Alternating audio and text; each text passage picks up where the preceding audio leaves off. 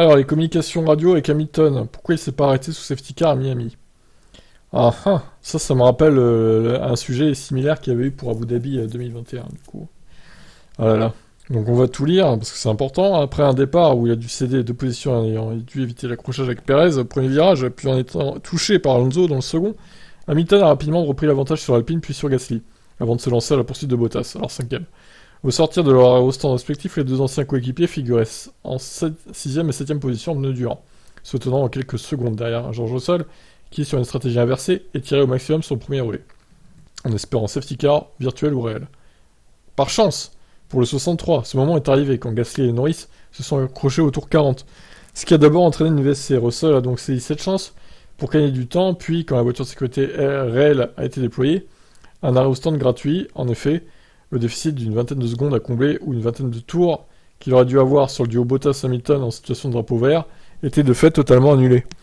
La question s'est alors posée de savoir si Hamilton lui-même devrait profiter de cette neutralisation pour passer par les stands et chausser les pneus neufs.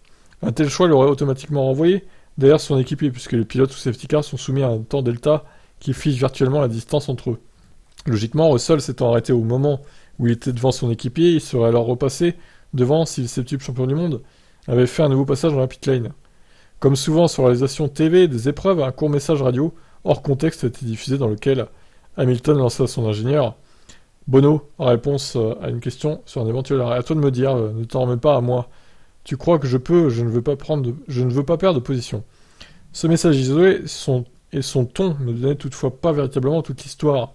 L'écoute des échanges radio de l'ensemble de la séquence sur F1 TV permet en effet de restituer le déroulé de la discussion après le moment où la voiture de sécurité a été déployée pour l'accrochage Gasly-Norris. Alors, Bono, safety car, donc. Dis-nous juste ce que tu penses de ces pneus. Il reste 16 tours, Georges s'est arrêté, il est à 12 secondes derrière. Il a déduit en 9. Si on s'arrête, on ressortirait derrière Georges. Georges signait encore des temps en vert, signifiant qu'il améliorerait personnellement ses temps sur le pneu dur d'après 40 tours. Hamilton demande combien j'ai fait de tours. 19, donc tu es à mi-chemin, il signe encore de bons chronos sur les durs. Et c'est le seul. Je pense qu'une fois que tu auras usé la gomme, ils seront performants. Est-ce qu'il est derrière moi avec les 9 a-t-il demandé Hamilton. Il faut noter que son ingénieur a commis une erreur en rapportant dans un premier temps que Russell a chaussé des durs, alors qu'en réalité ce sont des médiums. Oh mais quelle erreur, mais il est débile en fait, ou quoi l'ingénieur? Mais sérieux quoi? Dans ce moment de discussion, alors que s'achève le 41e tour et que Hamilton passe au niveau de l'entrée des stands, intervient alors James Walls. Lewis, c'est James. Nous te conseillons de rester en piste, mais on te laisse la décision, il faut la prendre maintenant. Alors Bono, il rectifie quand même, Russell est en médium, ok. Et lâche, je vais être en position défavorable, n'est-ce pas? Bonington, tu as Perez à la sortie, donc fais attention au delta. Un long silence s'engage alors. Derrière Hamilton, Russell pointe à une dizaine de secondes, mais surtout, avec l'arrêt d'Ocon, le pilote suivant Alonso, et lui désormais à une trentaine de secondes. Ça signifie que même si Hamilton revient sur la queue qui commence à se former derrière la safety car, il dispose d'une opportunité de passer par les stands et de ne perdre qu'une place au profit de Russell. Alors, alors dans ce cas, effectivement, il aurait peut-être dû s'arrêter. Parce que quoi qu'il arrive, finalement, Russell allait le passer avec les pneus neufs. Là, ils auraient pu se battre avec des pneus égaux. Cette information précise ne lui est pas communiquée. Ah ouais, mais s'ils sont pas précis avec lui aussi, comment voulez-vous qu'ils prennent la bonne décision? Qui est directement derrière moi? Ce sera George et ensuite Ocon. À quel point ce pneu est rapide? On pense qu'il c'est probablement 3-4 dixièmes et ce pneu dur semble mieux fonctionner quand il a un peu d'usure.